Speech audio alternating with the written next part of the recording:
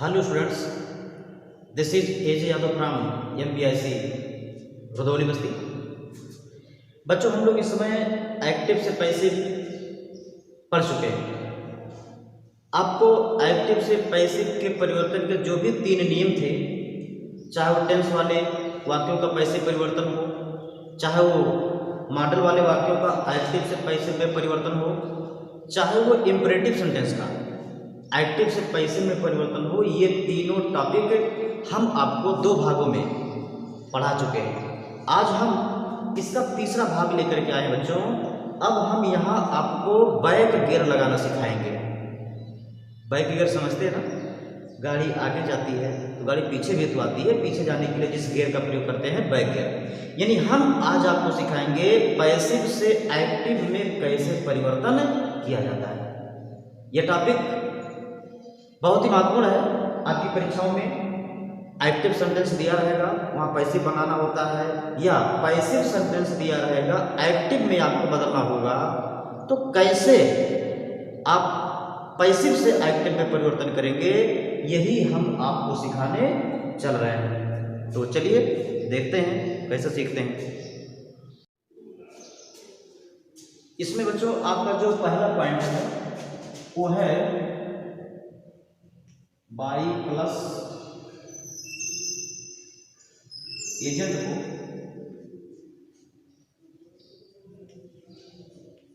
कर्ता रूप में लिखते हैं।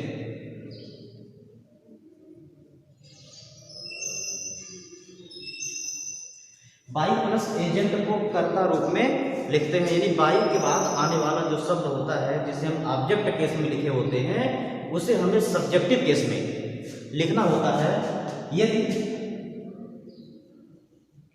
यदि बाई प्लस एजेंट ना हो, यदि बाई प्लस एजेंट ना हो, यदि बाई प्लस एजेंट ना हो तो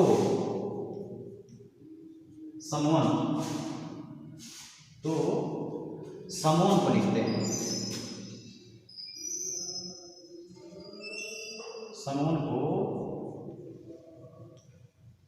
कर्ता रूप में लिखते हैं।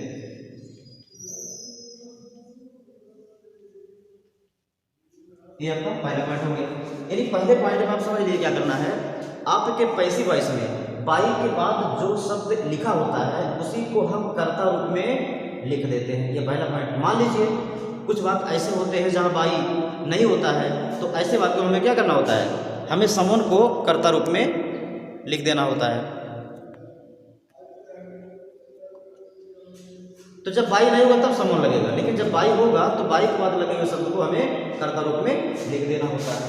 दूसरा जो पॉइंट इसका है वो है एक्टिव, यानी टेंस। देखिए वही एक्टिव और वही टेंस है, इसको ऐसे लिखिए। एक्टिव टेंस की एचबी हेल्पिंग वर्ब लिखते हैं नवीन कर्ता के अनुसार, नवीन कर्ता के अनुसार। ध्यान दीजिए, एक्टिव टेंस की एचबी यानी हेल्पिंग वर्ब को लिखते हैं नए कर्ता के अनुसार या मॉडल के साथ, या मॉडल के साथ लगा हुआ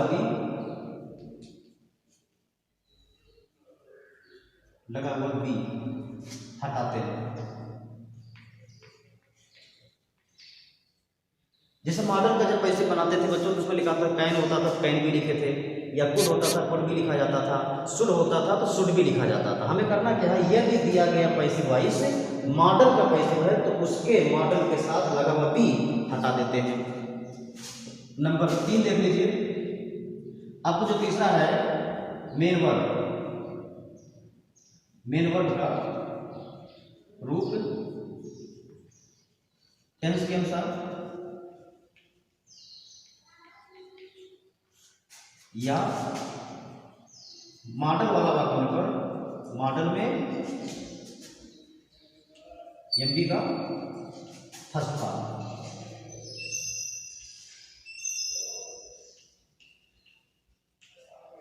समझिए, जब आपके वाक्य में किसी टेंस का पैसिव होगा तो उस नए टेंस के अनुसार जो भी टेंस हमारा बन रहा है, जिस टेंस का हमने पैसिव बनाया था उसका एक्टिव बनाने जा रहे हैं, उस टेंस का हमें सहायक क्रिया लिखना होगा, मेन वर्ब सॉरी मुक्रिया लिखना होगा, उसमें मुक्रिया का रूप लिखना होगा उस टेंस के अनुसार। और अगर वाक्य मॉडल में है तो हमेशा क्रिया का फर्स्ट फॉर्म आपको लगाना होगा। ये तीसरा पॉइंट है। और चौथा पॉइंट होता है कर्ता को कर्म। कर्ता को कर्म बनाते हैं।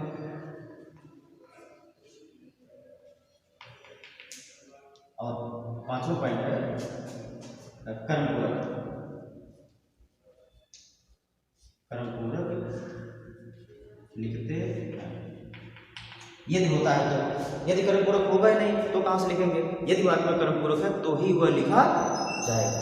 बच्चों, इसी 5 पॉइंट से हम टेंस और मॉडल वाले वाक्यों को पैसिव से एक्टिव में बदल सकते हैं। जरा एग्जांपल से समझने का प्रयास करते हैं। एग्जांपल देख लीजिए, हम आपको एग्जांपल यहाँ शुरू करते हैं। चलिए शुरू करते हैं, वहां से अच्छा नहीं लग रहा है। एग्जांपल लिखा हुआ है, he is being called by me. He is being called by me. बच्चों, हमें इसी वाक्य का एक्टिव बनाना है। He is being called by me का एक्टिव बनाने के लिए हमें यह पता करना होगा कि यह दिया गया वाक्य टेंस का पैसिव है या मॉडल का पैसिव है। इस इज बीइंग सहायक क्रिया से पता चल रहा है कि यह मॉडल का पैसिव नहीं है, यह प्रेजेंट कंटीन्यूअस टेंस का पैसिव है। तो ऐसी अवस्था में हम एक फार्मूला अप्लाई करें। सबसे पहले बाई प्लस एजेंट, अर्थात बाई प्लस एजेंट यही है। बाई मी को हम कर्ता रूप में लिखेंगे, अर्थात जब बाई मी को कर्ता बनाओगे तो बच्चों हो जाएगा आई। कितना समझ आ गया? अब हमें क्या करना है? सेकंड पॉइंट है एक्टिव या टेंस की हेल्पिंग वर्ब नवीन कर्ता के अनुसार लगानी है। इन्हें नया कर्ता हमारा है आई, और आई के अनुसार प्रेजेंट कंटिन्यूअस के सहायक क्रिया आप जानते हैं आयन होता है, आई के साथ आयन हो जाएगा। ये दूसरा पॉइंट हो गया। तीसरे पॉइंट में आपने लिखा है एमबी का रूप, यानी मेन वर्ब का रूप लिखा जाता है। अर्थात अगर फर्स्ट फॉर्म लगना है तो first form, second form, third form, ING form या एस एस फॉर्म या मूल रूप। तो इस टेंस में आपको पता होगा कि क्रिया का आईएनजी रूप लगता है, तो इस काल का आईएनजी रूप हो जाएगा कालिंग। और चौथा पॉइंट होता है कर्ता को कर्म बनाते हैं। कर्ता था ही और ही का कर्म हो जाएगा बच्चों हिम। यहाँ पर एक्टिव हो गया आई एम कालिंग। क्वेश्चन था he is being called by me, आपका एक्टिव बना I am calling him. Next one देखो, you will be punished tomorrow by us. You will be punished tomorrow by us, यानी तुम्हें कल पीटा जाएगा हमारे द्वारा। इसमें देख लीजिए बाय अस, इसको जब कर्ता बनाओगे तो बनेगा वी, और वी के साथ जब आप सहायक क्रिया लगाओगे टेंस की तो विल बी, ये फ्यूचर डेफिनेट है तो वी के साथ आपकी टेंस की सहायक क्रिया हो जाएगी सह। अब हमें तीसरे पॉइंट पर लिखना है एमबी का रूप, अर्थात मुख्य क्रिया का यहाँ फर्स्ट फॉर्म लगता है तो पनिश्ड का फर्स्ट फॉर्म हो जाएगा पनिश्ड। ये हो गया वी सह पनिश। चौथा पॉइंट है कर्ता को कर्म बनाते हैं। कर्ता था यू, तो यू का कर्म बच्चों यू ही होता है, और अंत में होता है कर्म पूरक लिखते हैं, अर्थात तुम्हारो टी हो या उसको डबल आर। तो बच्चों इन दोनों एग्जाम्पल से आपके समझ में आ गया होगा कि हम किसी पैसिव सेंटेंस को कैसे एक्टिव में परिवर्तित करते हैं। अब एक ऐसा वाक्य हम लिखने जा रहे हैं जिसमें बाई प्लस एजेंट नहीं है। जैसे ही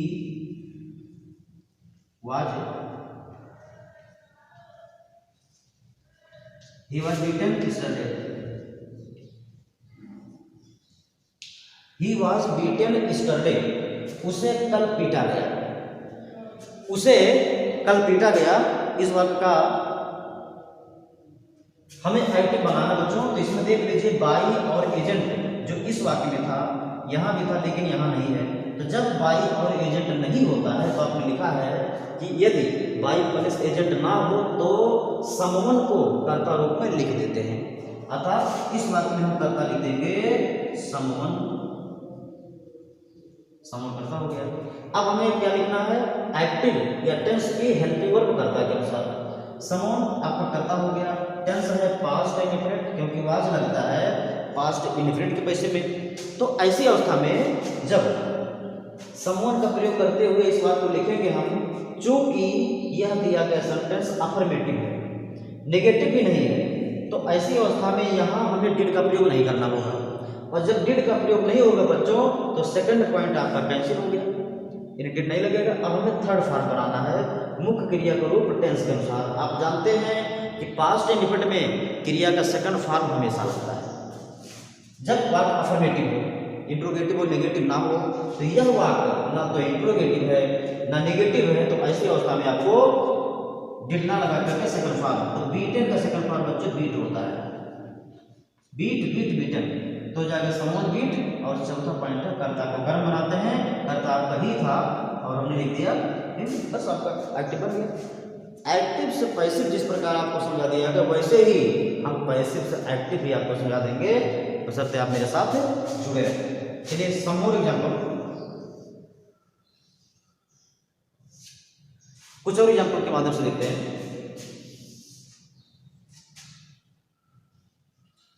सी can not write, she can not write Urdu, गलत कर दिया, क्वेश्चन हमारा गलत हो गया। A letter can not be written by her, a letter can not be written by her, a letter can not be written by her. बच्चों यह वाक्य जिस पैसे रूप में लिखा है वो कोई टेंस नहीं है, कैन का प्रयोग है। इसमें कैन के प्रयोग से इसको हमें एक्टिव बनाना है। तो ऐसी अवस्था में उसी बाई हर को हम कर्ता बनाएंगे, तो बाई हर का कर्ता हो जाएगा सी। कैमरे के रेंज में आ रहा है ना, थोड़ा सा सुधार करते हैं।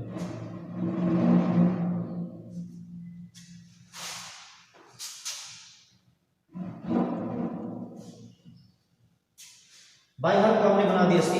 अब सी के अनुसार हमें करना क्या है, चूंकि ये टेंस नहीं है, मॉडल है, तो मॉडल के साथ लगा हुआ बी हटा देते हैं, अर्थात कैन नॉट के साथ जो बी लगा था हमने उसको हटा दिया, कैन नॉट हो गया। अब वर्ब का रूप, मेन वर्ब का रूप इसमें क्या होता है, मॉडल वाले वाक्यों में हमेशा एमडी का फर्स्ट फॉर्म, तो एमडी का फर्स्ट फॉर्म, तो यहाँ राइटर का फर्स्ट फॉर्म हो जाएगा right. She can not write a letter, बन तो गया आसानी से। A letter can not be written by her, इसका एक्टिव बन गया she can not write a letter. अगला देखिए,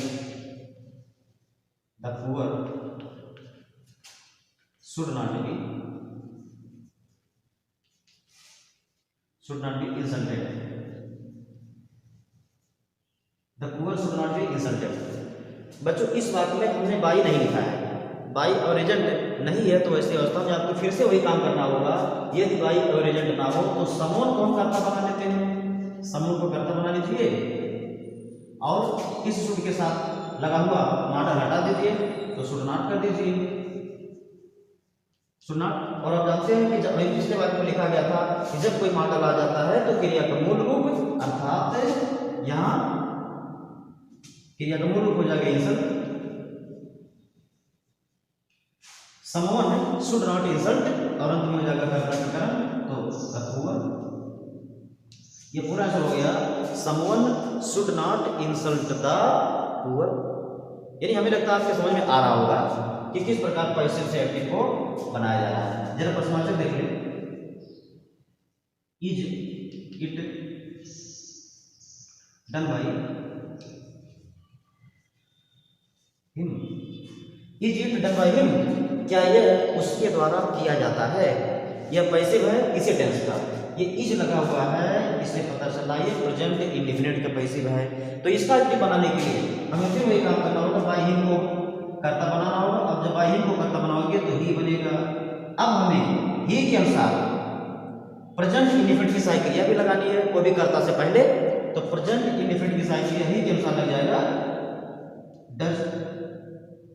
डज ही। और नंबर 3 में क्या होता है, मुख्य क्रिया का रूप। और मुख्य क्रिया का रूप इसमें डन का रूप हो जाएगा first form do, does he do. और चौथा पॉइंट है कर्ता को कर्म, तो इट का कर्ता इट ही हो जाएगा। आंसर प्रश्न पूरा बन गया, does he do it. One more sentence,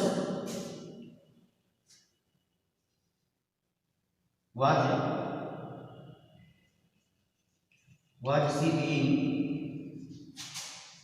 taught by the teacher?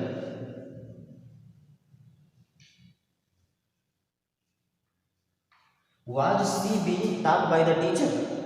अब देखिए was और being लगा हुआ है, इसका मतलब यह है पास्ट कंटिन्यूअस को।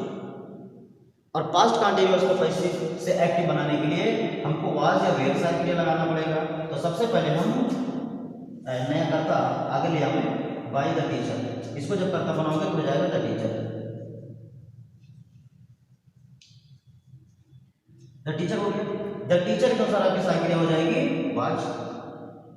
वाज भी लगा हुआ है तो पास्ट कंटिन्यूअस हुआ, ऐसे उसका में आपकी सहायक क्रिया वाज हो जाएगी, वाज द टीचर। इसमें क्रिया का रूप हो जाएगा आईएनजी फॉर्म लगता है बच्चों, तो टीच का आईएनजी फॉर्म हो जाएगा teaching. Was the teacher teaching, और कर्ता को कर्म बनाएंगे तो सी का हर हो जाएगा, क्रिया का एक्शन हो जाएगा वाज द टीचर टीचिंग हर। आइए कुछ और एग्जांपल देखते हैं प्रश्नवाचक। What is being bought by them? What is being bought by them? हमें बच्चों इसका जब एक्टिव बनाना होगा तो यहाँ भी हमें वही काम करना पड़ेगा, क्योंकि इसमें व्हाट एक प्रश्नवाचक शब्द है तो इसका स्थान वाक्य में सबसे पहले होगा, ये तो तय है, इसलिए व्हाट को ही रहने दीजिए। अब व्हाट के बाद हमें एक सहायक क्रिया लगानी है, लेकिन उस सहायक क्रिया को लगाने से पहले हम बाई प्लस एजेंट को कर्ता तो बना लें, तब तो सहायक क्रिया लगा पाएंगे। यहाँ बाई प्लस एजेंट है देम, और देम का कर्ता हो जाएगा दे। यहाँ दे लिख देंगे। यहाँ थोड़ी सी जगह छोड़ी जा रही है, क्यों छोड़ी जा रही है? क्योंकि अभी हमको यहाँ एक सहायक क्रिया लिखनी है। What is being, what is being से पता चल रहा है बच्चों यह है प्रेजेंट कंटिन्यूअस है, और प्रेजेंट कंटिन्यूअस की सहायक क्रिया आपको याद होगी इज एंड आर होता है, तो नए कर्ता के अनुसार दे के अनुसार आपकी सहायक क्रिया हो जाएगी आर। व्हाट आर दे। अब हमें अगले पॉइंट पर right form of the verb लिखना है, क्रिया का सही फॉर्म लिखना है, और इस टेंस में क्रिया का सही फॉर्म होता है आईएनजी फॉर्म, अर्थात व्हाट का आईएनजी फॉर्म हो जाएगा बाइंग।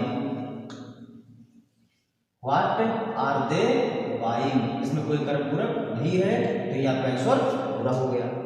अगला देख लीजिए, हाउ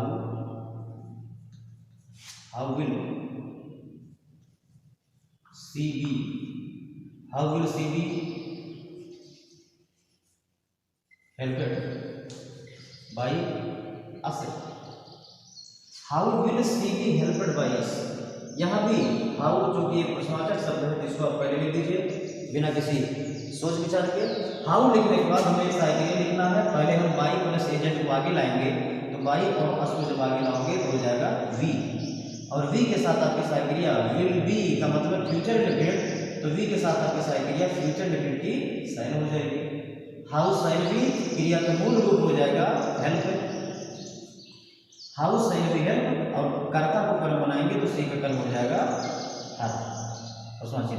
पूरा बन गया। How sign be help her. कुछ और कठिन बात देते हैं। By whom are you being taught, by whom are you being taught. बच्चों यहाँ जब बाय हूम आ जाता है तो आपको याद होगा कि बाय हूम कब आता था। बाय हूम तब आता था जब आपके वाक्य में हु लगा होता था। यानी यह तय है कि इस वाक्य को एक्टिव बनाने के लिए हमें हु का प्रयोग करना होगा। कैसे हु लगेगा, इसकी पूरी प्रक्रिया समझ लीजिए। हमें पहला पॉइंट लगाना होता है बाई प्लस एजेंट को कर्ता बनाना होता है, और बाई के बाद हु लगा है, और हु का कर्ता तो आपको ज्ञात होगा, हु होता है। आगे आता हूँ, बाई के बाद लगे हुए एजेंट को हमने कर्ता बनाया तो हु बना। अब हु के अनुसार ये देखो आर बीइंग लगा हुआ है, प्रेजेंट कंटीन्यूअस टेंस है ये, तो इसकी सहायक क्रिया हु के अनुसार हो जाएगी इज, हु इज। और क्रिया का रूप यहाँ टाट है क्रिया, तो क्रिया का रूप हो जाएगा टीचिंग, हु इज टीचिंग। और इसमें कर्म है यू, तो यू को कर्ता बनाओगे तो हो जाएगा you, who is teaching you. और कुछ है नहीं, ये प्रश्नचिन्ह हो जाएगा हु इज टीचिंग यू। अगला देख लीजिए, which boy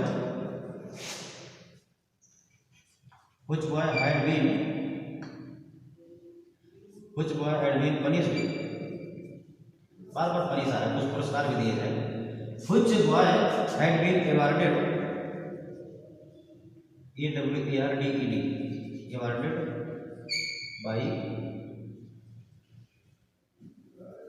by her, which boy had been awarded by her, यानी किस लड़के को उसके द्वारा पुरस्कृत किया गया था। हैड बीन लगा हुआ बच्चों, ये पास्ट परफेक्ट का पैसिव है। जब हैड बीन इसमें लग गया तो पास्ट परफेक्ट का पैसिव हो गया ना, तो ऐसी अवस्था में आपको क्या करना है, which boy को तो पहले उतार दीजिए आप, क्योंकि ये प्रश्नवाचक शब्द है और एकदम आगे ही रहेगा which boy। अब आप बाई एजेंट को आगे लाएंगे तो हो जाएगा सी, और सी के अनुसार आपकी साइकिलिया हो जाएगी हैड, which boy had सी, और थर्ड फॉर्म हो जाएगा awarded,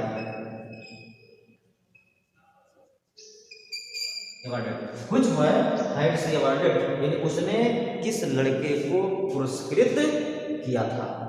तो आसान तो लग रहा है बच्चों, बहुत ज्यादा समस्या हमें लगता नहीं होगी। कुछ और एग्जाम्पल देख लेते हैं, कुछ एग्जाम्पल यहां देखते हैं। लिखा है can it be done by you, can it be done by you, क्या यह तुम्हारे द्वारा किया जा सकता है। तो चूंकि कैन पहले है तो कैन को पहले ही कर दीजिए, बाई यू को आप आगे लाएंगे तो यू हो जाएगा, और मॉडल के साथ लगा हुआ टी हट जाएगा, और क्रिया का मूल रूप हो जाएगा कैन यू, और इट का कर्म हो जाएगा इट, हो जाएगा कैन यू डू इट। अगला देख लीजिए, bye whom is the pen to be bought, by whom is the pen to be bought। बच्चों इसे प्रेजेंट इंडिफिनिट समझने की गलती मत करिएगा, इज लगा है और to be, it is also a kind of model, ये भी एक मॉडल के अंतर्गत आएगा। तो इसका जो एक्टिव बनेगा बाय whom को आप बनाओगे और हु के साथ आपका जो इज टू था वो इज टू ही रहेगा, हु इज टू, और क्रिया का रूप हो जाएगा बाई, जो कि मॉडल वाले वाक्यों में हमेशा क्रिया का मूल रूप लगता है। तो who is to buy the pen. तो अब तो समझ में आ गया होगा, पैसिव से एक्टिव में परिवर्तन बहुत आसान हो गया। अब हम आपको बच्चों सिखाने जा रहे हैं कि अज्ञार्थक वाक्यों को कैसे पैसिव में बदला जाता है। अज्ञार्थक,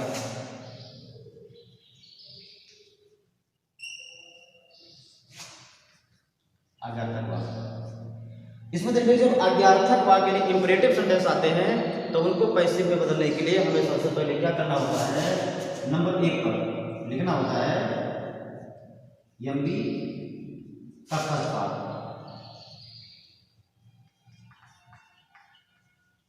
एमबी का फर्स्ट पार्ट, या ठीक है एमबी का फर्स्ट पार्ट होगा या डू नॉट प्लस एमबी होगा, डू नॉट प्लस एमबी, या नेवर प्लस एमबी, या ऑलवेज ऑलवेज प्लस। ये पहले पॉइंट लिखा होगा दोस्तों। यानी यदि किसी पैसिव अज्ञातक वाले वाक्य को पैसिव से एक्टिव बनाना हो तो उसके इतने चरण होते हैं। पहला तो ये हो सकता है कि एमबी का फर्स्ट फॉर्म पहले होगा, या डू नॉट, अगर नेगेटिव वाक्य होगा तो डू नॉट के बाद हम मूड वर्ब को लिखेंगे, फिर या तो नेवर प्लस मुख्य क्रिया का फर्स्ट फॉर्म लिखा जाएगा, या तो ऑलवेज प्लस मुख्य क्रिया का फर्स्ट फॉर्म लिखा जाएगा। नंबर 2 देख लीजिए, कर्म को लिखते हैं, कर्म को लिखते हैं। और नंबर 3 है कर्म पूरक, कर्म पूरक का प्रयोग कर देते हैं। इन 3 पॉइंट के सहारे हम किसी अज्ञातक वाक्य को पैसिव से एक्टिव में बदलेंगे। इनके अलावा जो आपके एक्सेप्शन है वो ये है कि अगर वाक्य में यू आर रिक्वेस्टेड टू है, यू आर रिक्वेस्टेड टू लिखा है तो उसके स्थान पर बच्चों आप लगा देते थे please. You are requested to के स्थान पर प्लीज लगा देंगे तो भी आपका वाक्य एक्टिव हो जाएगा। आपका जो अगला पॉइंट है यहाँ लिख देते हैं। एक और पॉइंट हो जाता है कि यदि वाक्य में you are ordered, you are ordered to या you are suggested to, you are ordered to या यू आर सजेस्टेड टू को आप अगर हटा देते हैं तो बचा हुआ वाक्य आपका एक्टिव हो जाता है। हम एग्जाम्पल्स देते हैं, यहाँ एग्जाम्पल जगह मेरे पास दिख रही है, हम यहाँ को समझा देते हैं। जैसे लिखा हुआ है let me be helped, let me be helped हमें इसका एक्टिव बनाना बच्चों। लेट मी बी हेल्पेड का अगर एक्टिव बनाना होगा तो आपने पहला पॉइंट क्या लिखा है, एमबी का फर्स्ट फॉर्म लगाते हैं। क्योंकि ये वाक्य अफर्मेटिव है, इसमें कहीं ऑलवेज नहीं है, इसमें कहीं नेवर नहीं है, इसमें कहीं नॉट नहीं है, तो मुख्य क्रिया का फर्स्ट फॉर्म आप लिख लीजिए हेल्प, हेल्प लिख लीजिए। दूसरा नंबर पर आप लिखा होगा कर्म को लिखते हैं, कर्म इसमें क्या है, मी है, हेल्प मी। और तीसरे नंबर पर आप लिखा होगा कर्म पूरक, इसमें जो कुछ है ही नहीं, बस यही आपका आंसर हो गया। लेट मी बी हेल्पेड का एक्टिव हो गया हेल्प मी। अगला देख लीजिए, let the door B opened, let the door B opened. यहां भी वही काम करना बच्चों, इस ओपनड को मूल रूप में लाओ open the door, open the door. कुछ और एग्जाम्पल आपको देते हैं। देखिए अगला वाक्य, late the boys not be beaten, यानी लड़कों को ना पीटा जाए। तो जब इसका एक्टिव वाक्य बनाना होगा, चूंकि इसमें नॉट आ गया है, तो आपने लिखा होता कि जब वाक्य में नॉट आ जाता हो तो मेन वर्ब से पहले हमें डू नॉट भी लगा देना होगा। बाकी सारा काम वही है। यहां हम क्या करेंगे, लिखेंगे डू नॉट। डू नॉट के बाद एमबी का मूल रूप अर्थात बीटेड का मूल रूप हो जाएगा beat, do not beat the boys, ये हो गया आपका। Let the boys not be beaten का एक्टिव हो गया do not beat the boys. अगला और देख लीजिए, let the poor always be helped, let the poor always be helped. तो अगर वाक्य में ऑलवेज आ जाता है तो उसको भी मुख्य क्रिया से पहले लिखा जाएगा, यानी हेल्पेड का फर्स्ट फॉर्म हो जाएगा हेल्प और उसके पहले आपका हो जाएगा ऑलवेज, और तब हम हेल्प का फर्स्ट फॉर्म लिखेंगे ऑलवेज हेल्प द पुअर। उसी प्रकार अगर वाक्य में नेवर का प्रयोग हुआ होगा तो नेवर को भी हम इसी मुख्य क्रिया से पहले लिखेंगे, तो ऑलवेज और नेवर वाली दशा में इस प्रकार का फॉर्मूला हो जाएगा। चलिए अगला एग्जाम्पल देखते हैं। You are requested to help me, you are requested to help me।